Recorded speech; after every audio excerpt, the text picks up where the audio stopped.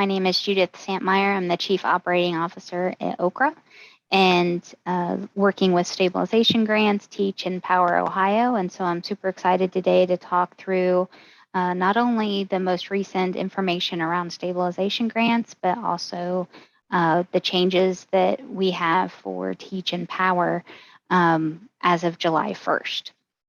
So I'm going to go ahead and share my screen. Some of this, if you've been with us on calls before, might be a little repetitive, but folks are at different stages of this process, so we want to make sure we provide that foundational information. So this background slide, how the funds came to be, who the funding organization is, and then OKRA being the administrative organization. So I'm actually going to start a little bit with reconciliations because there are some programs that are working through that process currently. So for phase 1 and phase 2, those periods as far as the expenses closed on June 30th. And so completing that reconciliation process no later than July 31st. We have about 1,600 programs that have not opened a reconciliation yet to complete that process. So that is what we're working with those programs to make sure that they are on track for that July 31st. Just a reminder, if you need those, the expense periods for each one are different. And so operating new pandemic costs for phase 1 goes back to that January 31st, 2020. And then workforce recruitment and retention and access development started December 1st of 21. And then all three ended June 30th of 2022. As well for phase 2, the operating new pandemic costs went back to July 1 of 2021. And then the workforce recruitment and retention, access development, and for centers, mental health workforce and family support started February 1st, 2022, as well as all of those closed as of June 30th of 2022. With reconciliations, again, it's one reconciliation per phase. They're site specific. The activities are pre-populated from the application. So those are the categories that are selected when applying. The expense period, as I just shared, is based on that sub-grant and by phase. The time space percentage does apply for family child care for those types of expenses. And then we have the concept of unused versus unspent funds. So unused funds are ones that weren't drawn down. If you waived a particular subcategory, you didn't pull down the full amount, that's an unused amount that we don't have to reconcile. When we're looking at unspent funds, those funds were actually received. And so if we're not able to show that they've been spent, those unspent funds would be what we'd be looking for a repayment. As we mentioned, the reconciliation for phase 1 submitted before future phases, so that cadence is still in effect. And actually for, as we get into phase 3, then we're looking for the approval of the phase 1 and phase 2. So we can make sure we close that out with the closure of the fiscal year, so that we then only have the one active phase at that moment, the phase 3 moving forward. And we'll dive deeper into phase 3 here momentarily. When we look at what those reconciliation activities are, one is the expense report. So this is the one that all programs complete. It is a subtotal of expenses by activity. It's actual amount spent. So that actual amount might exceed what you were provided as a grant amount, and that's okay. Especially when we get into what we see the desk reviews, we're trying to match the documentation to the amount that's entered. And so making sure that those, what we call tie out or be the same, is the important part there. We ask that you do not round. So if it's, $502.53, you actually enter the 53 cents as well. You can enter an amount greater than the grant amount, as I just explained. And then if there was an activity that was selected in the application process, but it wasn't utilized, a 0 can be entered for that activity, and the reconciliation expense report can be submitted. If with the amounts entered, it does not spend all of the funds that are provided, there's an additional bullet point at the bottom in the certification where you actually have to check the check boxes about a balance of funds. So it will tell you if a balance is owed.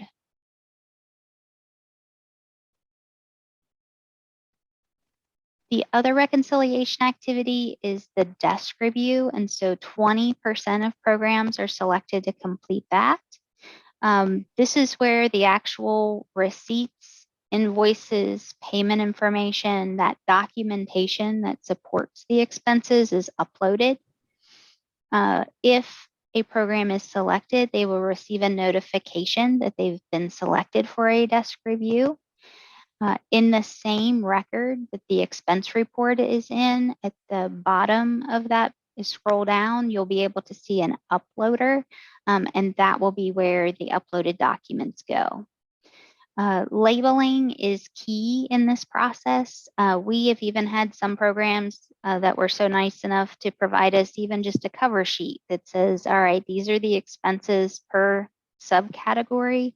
That helps us move through that process much faster to match them up and say, yes, I do see the documentation that are supporting what the program is saying for each subcategory.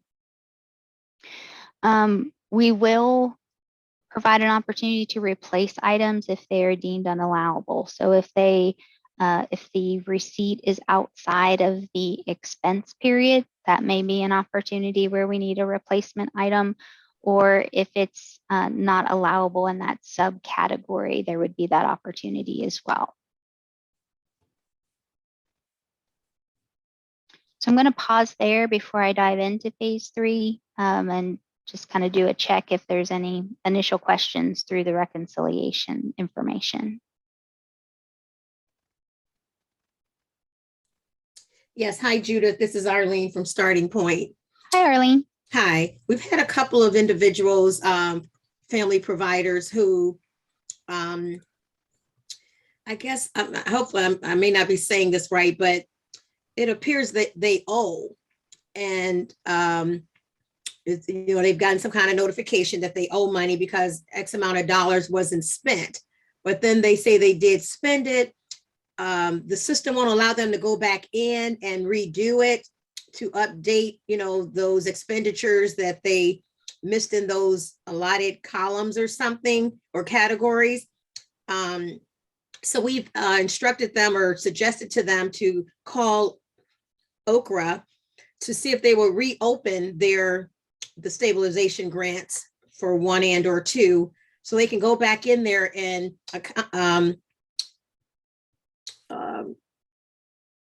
show what, those dollars, not accommodate, show what those dollars were spent for. Are you getting that? So what's that? How should we be advising family child care providers to do in that situation? Sure. So every time a reconciliation gets an approved status and it has a balance, there is a note that is attached to that states, we understand that there is a balance due. If you need to make a change, to reach out to support@okra.org so that they can open the reconciliation and those changes can be made. Okay, sounds good. Yep. Okay, thank you. No problem.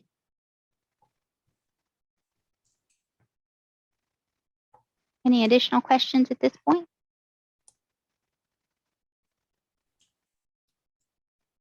All right, so phase 3. Judith, oh, sure. Real quick. Yes. I might have missed this in the past, but is there going to be more than just phase 3, or is phase 3 the end of the grant funding? It is a little too early to tell. So the application window moves through November 30th of 2022. That allows the state to determine how much of the funds have been used and what potential next steps might be if there is a balance. Much like what occurred with phase one, they were working with a dollar amount that they were continuing to move forward if it was unspent. Okay, so at this point, they've allocated all the dollars that they received for the AARP, the American Rescue Plan Act. Is that correct? Yeah, so they're trying to determine the usage then and how much would be left based on these applications. Okay, so if everybody applied for everything they were entitled to, there probably isn't going to be money left. It's just if there's carryover from phase 1 and 2 and possibly some carryover from 3. Well, the carryover for phase 1 and 2 is included in 3 currently, Okay. but we have not had 100% participation in any of the phases. So it's difficult to know how much will be left. Okay, thank you. No problem. So basically, don't count on further phases. If we get one, we'll be lucky. It's not like there's a couple $1 million set aside for a phase 4 at this point. Right. They were trying to provide as much money in the longest amount of time to spend it, given the larger dollar amount in phase 3. So that was the hope with this phase. Okay. But definitely they are committed to spending all of the funds allocated. So that's why the application window ends in November to allow some time if next steps are needed. Okay. Thank you. No problem. So phase 3 does have some refinements to it. One is around the manual procedure letter. So where there was one letter for all program types for the prior phases, phase 3 is broken into 2 manual procedure letters. One that encompasses centers, approved day camps, in-home aids, and then the center does include the ODE program serving publicly funded children. And then the second manual procedure letter is for family child care, so type A and type B. The application windows are as you see there on the screen. So the center, day camp, in-home aid, that's the July 1 to November 30th of 2022. And then for family child care, that opens August 1 through November 30th of 2022. And part of that is the component, which we'll dig into the calculation here in a moment, but the concept of indicating non-traditional care in OCLQS is due July 22nd, 2022. So if an indicator isn't already included with that program's information, they have the opportunity to add that by that date. So it is included in their calculation. So that is the reason for the August 1st date to allow time to make sure that that is correct as we go into that application window.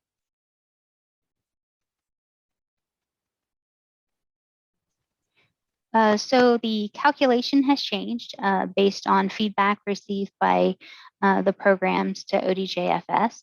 And so you'll see in the manual procedure letters how that rate is determined. That maximum funding amount is what we're getting to, but how we get there is slightly different in phase 3. So with the center, it's a base rate plus the license capacity times the per child rate. So the per child rate is $1,100. For approved day camp, in-home aid, there is a flat base rate. And then for family child care, it's that base rate plus the maximum licensing capacity allowed by rule times the per child rate. So for type B, that is 6, and for type A, that is 12. And then plus the non-traditional hour component of the calculation if applicable. So essentially what the non-traditional hours does is that it multiplies times 2 so that the maximum licensee capacity by rule for type B would then be 12, and then for type A would be 24. And again, the manual procedure letter lays this out nicely with some examples if you have questions about how that's playing out. And then also, as you're able to enter your application, that calculation appears in the calculation as well, so you can kind of see how that's playing out. Judith, before you move from this slide, Sure. can you, is there a definition of non-traditional hours? So what are those hours? And do you need to offer full-time non-traditional hours, or can they, perhaps offer care on the weekend or the evening, but not have to offer both? Or the non-traditional hour guidelines? And if there's a definition somewhere, we could just, where we could look that up.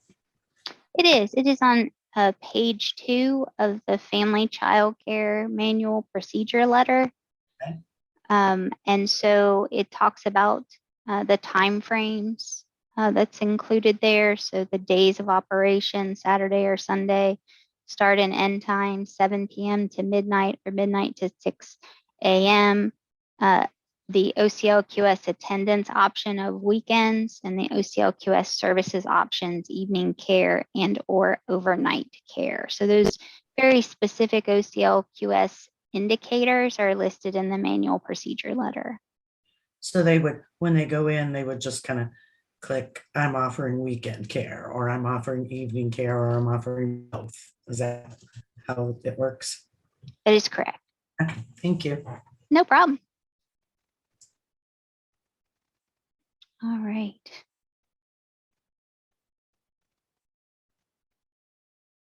So the expense period for phase 3, this is for all subgrants, is July 1, 2022 to June 30th of 2023. So it is allowing for that entire, what we call a fiscal year. And it goes back even for family child care, even though their application window starts August 1st, that too goes back to that July 1. We have the same allowable expenses. And one thing to kind of think about as you're approaching phase 3, especially, with the thoughts of, we still have 20% that need to move through that desk audit process for reconciliation. It might help to kind of think about what those, items that might be easier to document, or items that are, large in number for your program, to narrow down what might have to be provided to us if selected for a desk review. So typically the items that we find that we've seen in phases 1 and phase 2 are definitely personnel costs related to that. So, providing payroll journals, those types of information is helpful in the desk review process. Things related to, paying the lease or mortgage, those types of things are typically on that larger dollar amount side. So sometimes we've even seen, for some programs, the payroll exceeds what they receive grant amount wise. So that's really just kind of one form of documentation that they provide to us, and then that meets the requirement. So that might be something to think about and consider as you're moving forward with phase 3. A couple of the other items that we're seeing through this reconciliation process of phase 1 and phase 2. One is around the use of increased wages. So that's a part of that workforce recruitment and retention subgrant. And just keep in mind that part of that documentation is understanding what the old wage was and what the new wage was, because the difference is what's considered the increased wage. And then that would be that increased wage for however many pay periods that was. That's what's being claimed in that increased wage. Also in access development, the subcategory matters in access development. So some folks are getting tripped up in the concept of technology. We are seeing things related to classroom materials, blocks, books, baby dolls in that technology section. So it's possible that if they did one of the other activities in access development, that would be where those fall if they expanded classrooms. But if they're sticking it in technology, we have to assess it as not allowable because those aren't the technology components we were looking for there. So just to give folks a heads up as you're kind of either working through the process for phase 1 or phase 2 or considering how that's working for phase 3. Any questions on phase 3?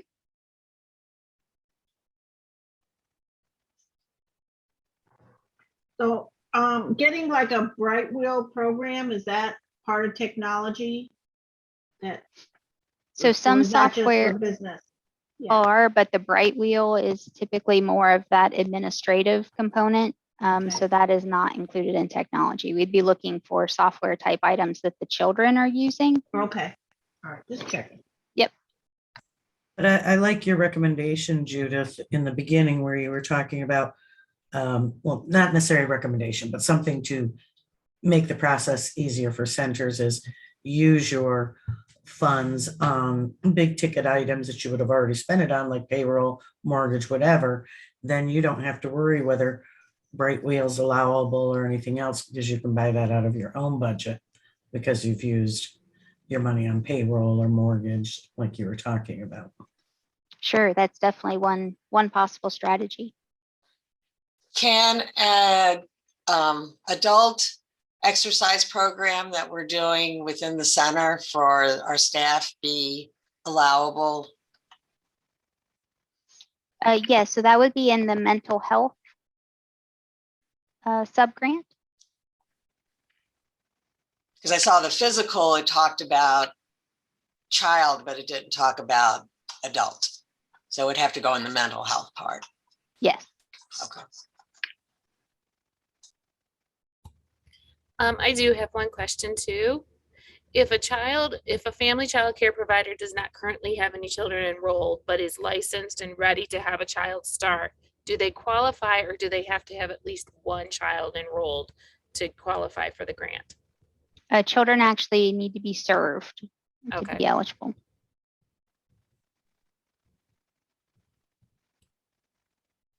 Awesome. All right. So for many of you, you've seen this slide with us before, but we definitely have the resources posted on Oprah's website, and that includes the manual procedure letters, frequently asked questions, guidance documents, and user guides to help you along in this process. So definitely that would be, if you haven't seen those already, that would be a place to provide additional support there.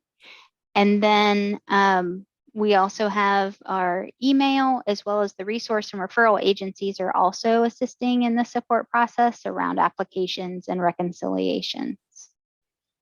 Arlene, I see you have your hand raised.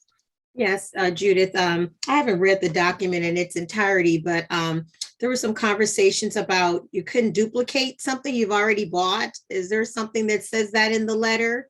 That if you... So yes, that idea is a consistent piece that's flowed through the phases. Can't say that. That's a lot of phonetics there. But folks are, this won't apply because in this phase, because our expense period is different than the prior phases. So what we were running into in phase 1 and phase 2, because they overlapped, we didn't want this to, and just a very simplistic example, we couldn't pay for the same person in the same pay period in 2 different phases. So it might be personnel costs or retention, it couldn't be the same in both phases. As we move forward in phase 3, that statement does not mean by any stretch that you can't use the same type of expense. You can always use personnel costs. You can always use any of the subcategories. That's not what it's saying, but you can't essentially pay for something twice in multiple phases. As far as the exact same receipt, you can't give us the same receipt and say it's in, but it applies to both. Okay, but if someone wanted to buy, let's say they have 5 kids enrolled, they want to buy 5 iPads. So can they, let's say they might have, I'm just hypothetically speaking, what if they bought 2 iPads last stabilization grant? And let's say they want, can they do that, buy 3 more? So each child will have an iPad for their Absolutely. usage? For sure. Okay. Yep. Thank you. No problem. And just to clarify, when you said, like if you can't pay in phase 1 and phase 2, you couldn't pay for the same person for payroll. But that clarifier to that would be for the same pay period. Correct. So you can't pay them twice. Gotcha. Right.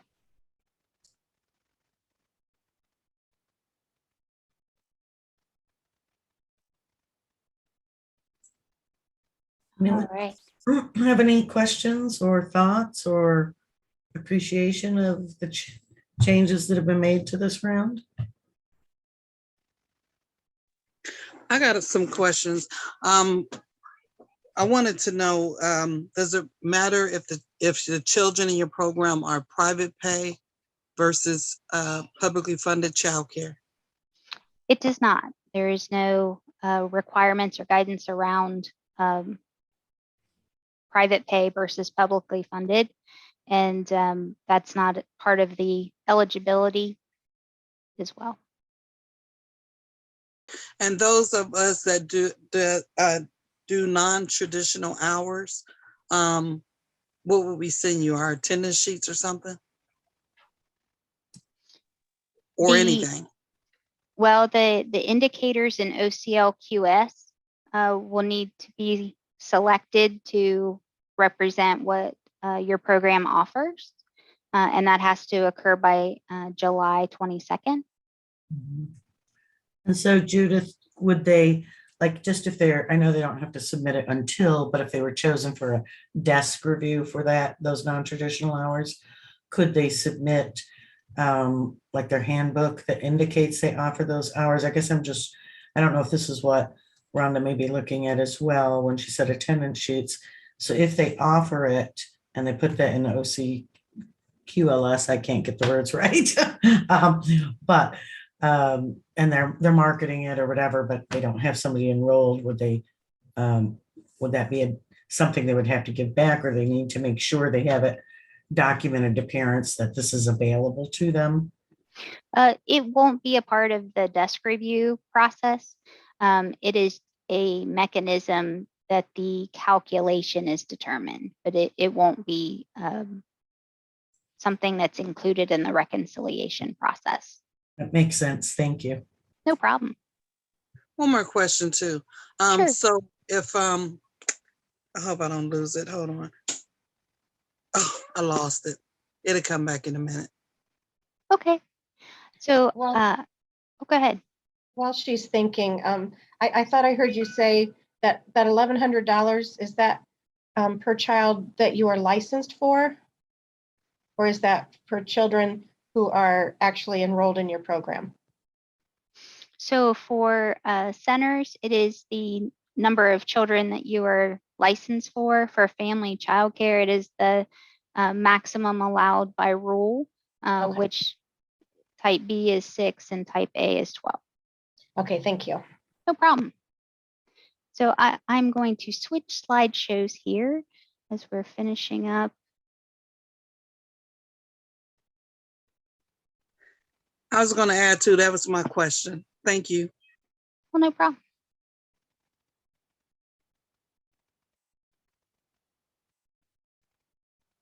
Judith, that's the first time I've heard that clarification. So if somebody has other questions, I want to make sure that I understand.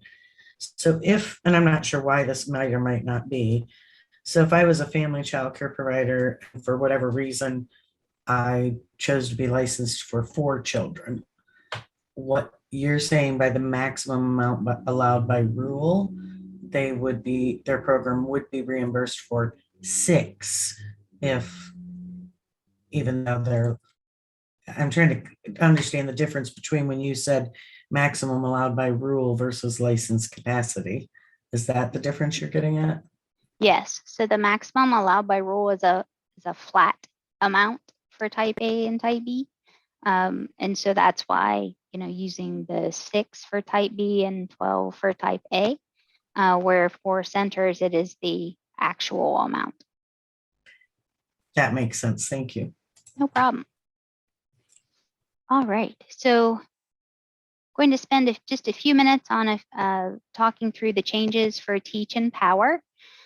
So a little bit of background if you're not familiar with the programs.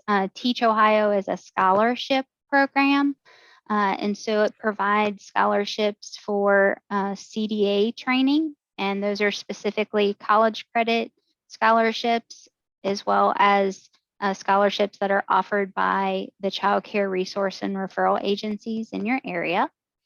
We also offer a CDA credential assessment fee, and this is for the initial assessment fee. We also offer college scholarships for the Associate of Applied Science in Early Childhood and Education or Child Development, and the Bachelor of Arts in Early Childhood Education or Child Development. For the Associate and Bachelor, it is at cooperating schools, and we have a list of them on our website of who participates, and so that would be a great place to start if you're interested in those scholarships. Starting July 1, You mentioned you were going to switch over your oh, slide. do you not see that? No, we're I'm not. so sorry. I see it, but that doesn't help you. Let me try again.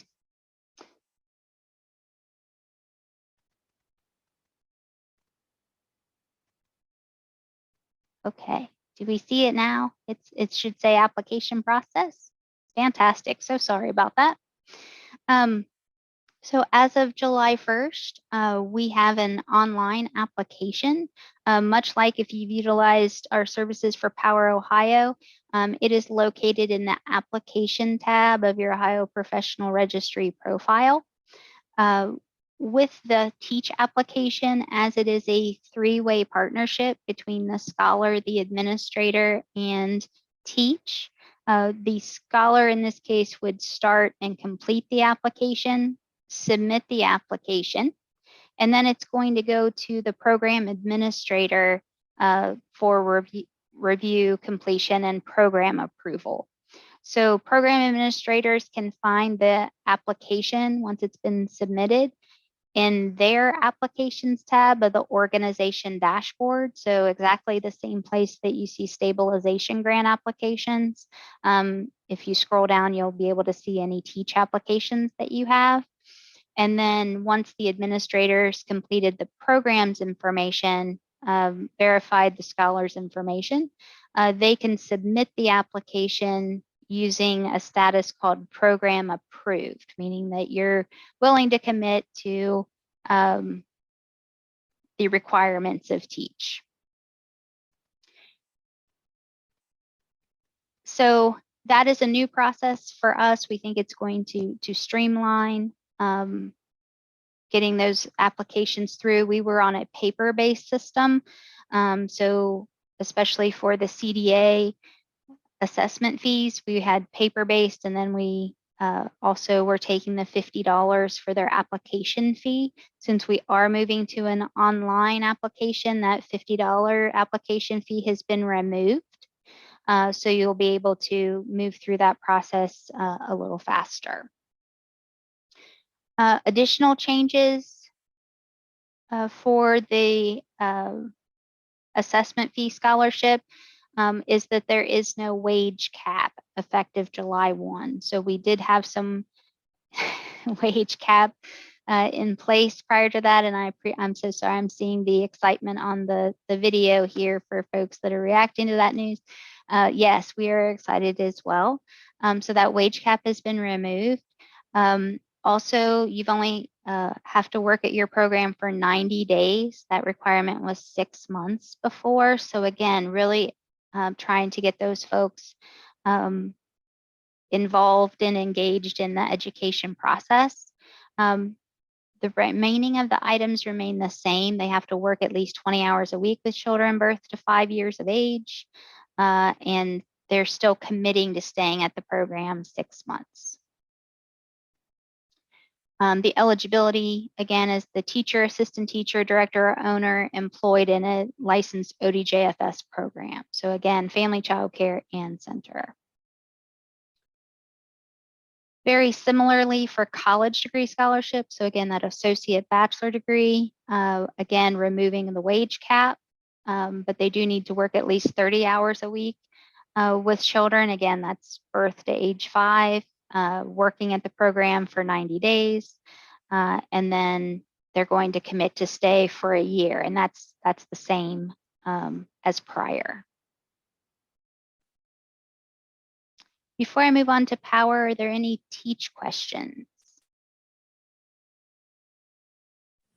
I had one staff member who had applied for the CDA Teach Scholarship, and apparently she got waitlisted. Does she have to reapply through her dashboard now? Or what do we do with that one? Sharon, I'd like to follow up with that one. I think Shamel Hutch, or should I get a hold of Shamel? I think Shamel. Yeah, if you're already working with a counselor, for sure, to double check on that, that would be great. Okay. Okay, great. Thank you. I'll Awesome. just Shamel. Appreciate it. Thanks, Sharon. I think I missed, did you say the $50 CDA assessment fee that the student had to pay, they're no longer having to pay? That is correct, as we're moving to the online application. So is T.E.A.C.H paying the full $425? Yes, that is correct. Beautiful. That's awesome. Thanks. Yes. And Judith, do you know, I know with T.E.A.C.H, the education component for the CDA has to be done within 5 years, but CDA does not require that. Is that still the same? That is still the same. What was that? So the CDA, to get your CDA, you have to have formal education, and they don't have a requirement that it be completed in the 5 years, but the T.E.A.C.H program does. So I was just trying to clarify if that was going to change or not. Yes, for the 120 hours. Gotcha. Yep. So I don't work with T.E.A.C.H, but just I have to ask this question. Do they want you to have a CDA before you try to get the associates in early childhood education, or can you go directly to the associate? You can go directly to the associate. How nice is that? That is a possibility for sure. Yes. All right. So we'll go ahead and move on to power. If you're not familiar with power, as we like our acronyms here in the state, power stands for powering optimal wages and encouraging retention. Payments are made directly to professionals when they've achieved milestones and they're staying employed at their program. We have had program and professional eligibility in the past, and so I'll go through those pieces here momentarily because those have changed slightly. And these can be used with T.E.A.C.H scholarships. So someone can be a T.E.A.C H scholar and a Power Ohio recipient. And the application is available through the Ohio Professional Registry, again, in that applications tab. So effective July 1, the wage cap has been removed for Power Ohio. They continue to need to work at least 20 hours weekly with children ages birth to 5. This next one, a little bit of an oxymoron, but it's new, but it was really effective back in September of 21, but we continue to find folks that didn't know that that was changed. So the professionals working in ODJFS licensed programs, that is the program eligibility at this point. We began in 2018 working towards the Step Up to Quality 2020 goal. So we had very targeted programs working with publicly funded, working towards Step Up or in Step Up. And so those have been removed. So it is truly those programs that are JFS licensed at this point. What I will also say July 1 is that we have changed a bit more around the structure of Power Ohio. So I will show you the revised chart here momentarily. This is the confusing part. I'm sorry? Oh, I'm sorry. I was just saying, this is the confusing part for me, is the different levels now versus what it was. Sure. So I would definitely walk through that with you. So Prior to this, we had two pathways. One was a CDA pathway, and the other one was an associate degree pathway. And so there were milestones along the CDA path. When they received their 120 hours of training, then the credential was attained at a 6-month and 12-month point. For the associate degree was similar. They also had milestones. It was every 6 credit hours that they would receive a payment, and then upon graduation at 6 months and 12 months. So with these changes, as Sharon mentioned, we're moving to a leveling process. And so it allows for one, additional levels that we hadn't been able to look at before. It also looks at opportunities around what we call leveling up, so moving up in the levels. But there are some guidance, and here's some of the program assumptions, if you will, on this slide. So if a professional has already received and completed Power Ohio, they would not be eligible for the same level in Power Ohio after this change. So what that's saying is if someone has gone through the CDA process with us, receive their 120-hour payment, receive their CDA credential, the 6 and 12 months, they can't come back and do the CDA again. They can come back and do another level up, but they can't do the exact same one. Professionals apply when a level is completed. So this is different as well, because when folks were considering going back to school, or when they were considering going back and completing their CDA, that's when folks started to apply.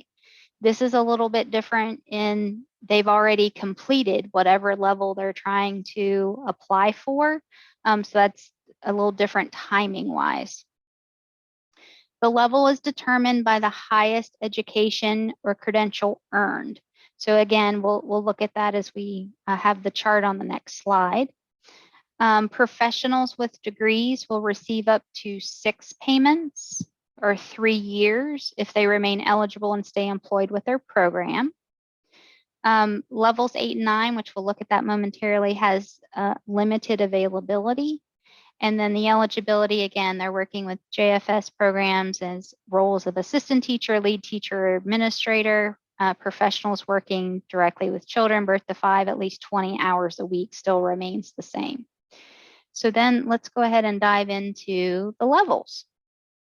All right, so these are the new levels effective July 1. There are more levels than what we had before. This adds the opportunity for a level around the trauma-informed care certificate for level 1 and 2 at a level 2.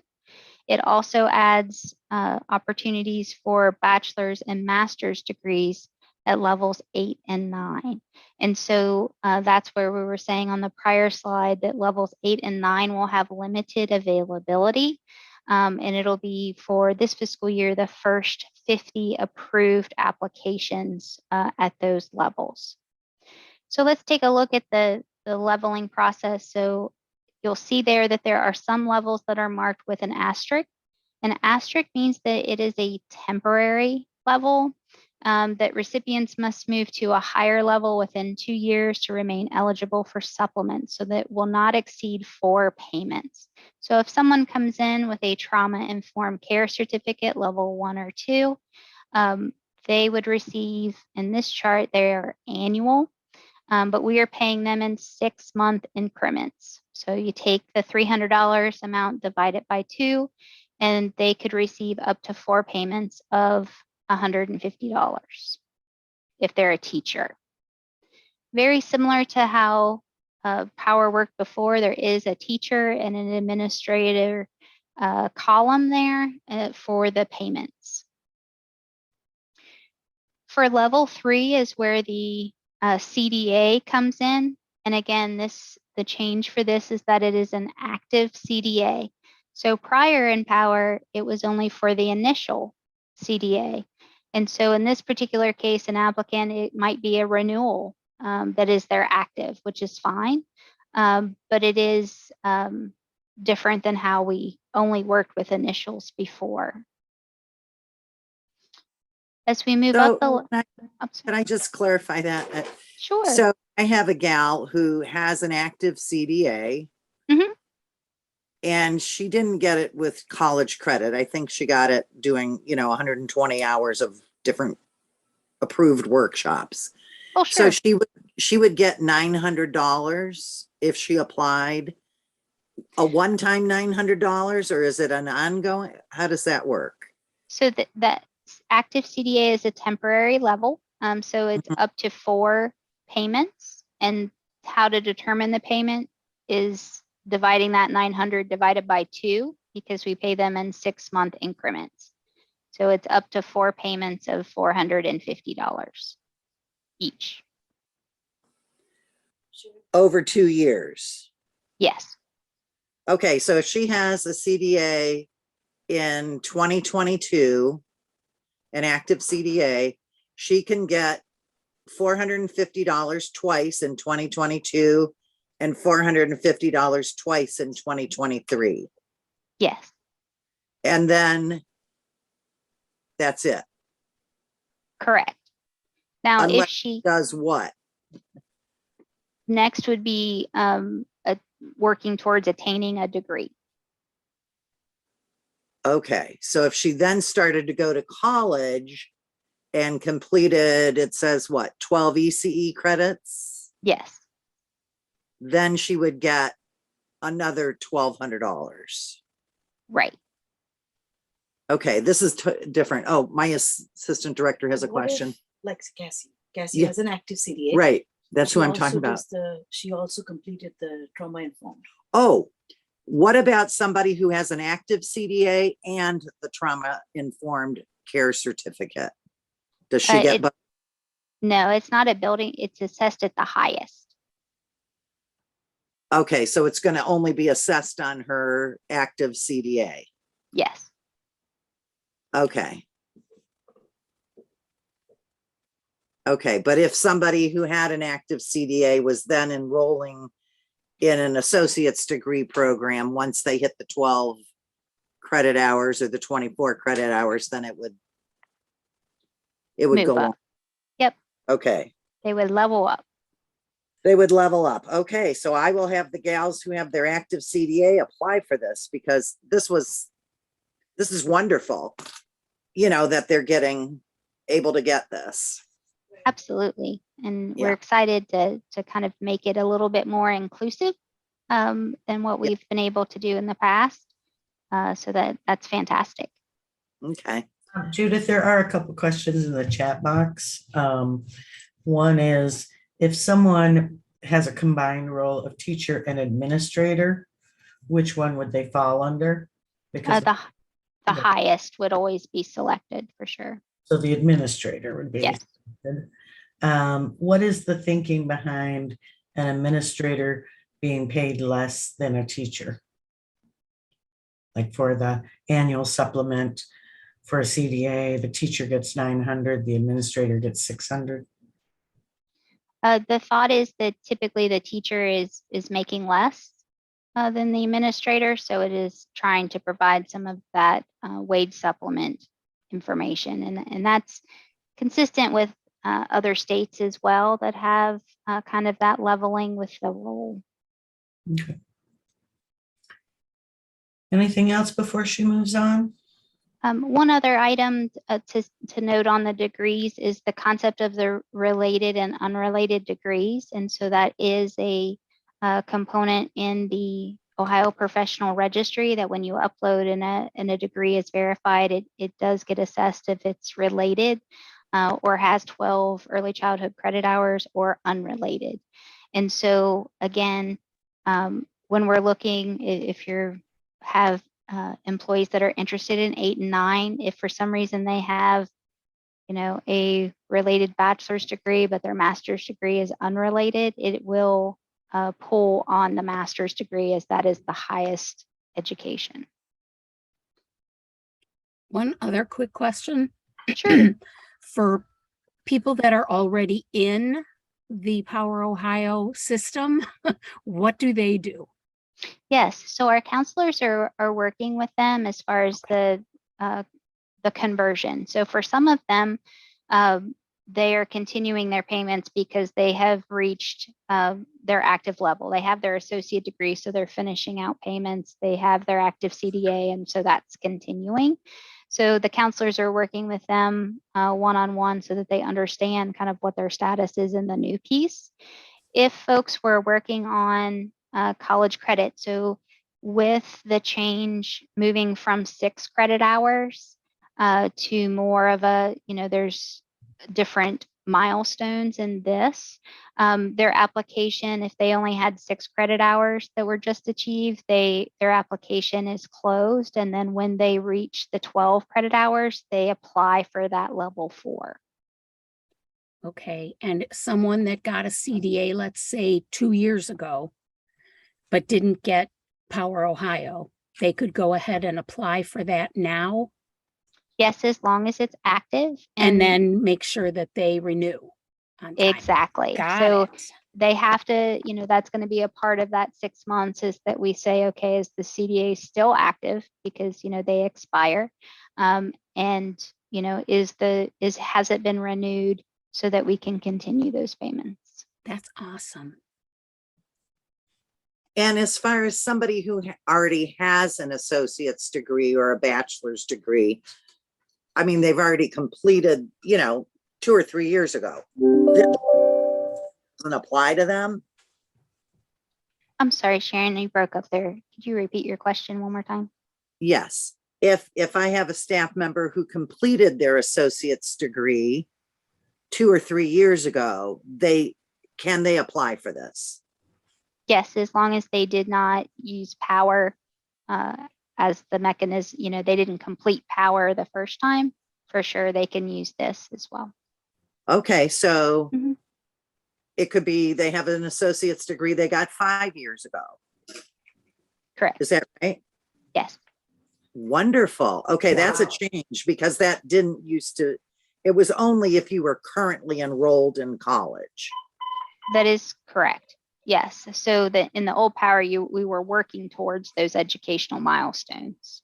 Mhm. So and you were penalized if you had already achieved them. You didn't, not penalized, but you couldn't access this. But now you're saying somebody who has a degree can access this and apply for this money. That is correct. Fabulous. And it can be an associate's in early childhood or child development, family, any Right. kind of a, So the associate degree, if you're looking at that one, if it would be deemed a level 7 if it's related. So the Right. associate degree that has 12 early childhood credits. If it has less than 12, it would be a level 6 for an unrelated degree. unrelated degree. Okay. And the Mhm. same with the bachelor's and the master's. That's correct. Okay. So What is the time limit The exactly? education apply at that level. Okay, fabulous. I will tell my staff, they will be thrilled.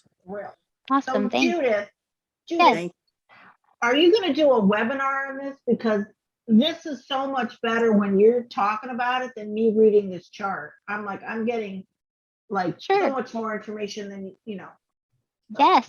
So we currently are doing Teach Tuesdays, which we're talking about teach and power, at 1 o'clock every Tuesday in the month of July. So I would encourage you to participate in those if you would like to, hear this information again or have your teams hear that as well. That's wonderful. Also, question. So people who already have a, say, bachelor's degree, I believe that lady said 5 years. What if it's older than 5 years? What if it's 12, 15 years? Is that too old? No, we would just need to make sure that it is, in the OPR and verified, and you should be good to go. And does it matter if that degree is in business? That would be typically an unrelated degree, because that has less than the 12 early childhood credits. So an unrelated bachelor's would be a level 8. And also, when I go into Okra to teach, there's nothing available under there. There's no application or nothing. So does that mean that I wouldn't be able to qualify, or does that mean that it's just not there yet, or what? With a bachelor's degree,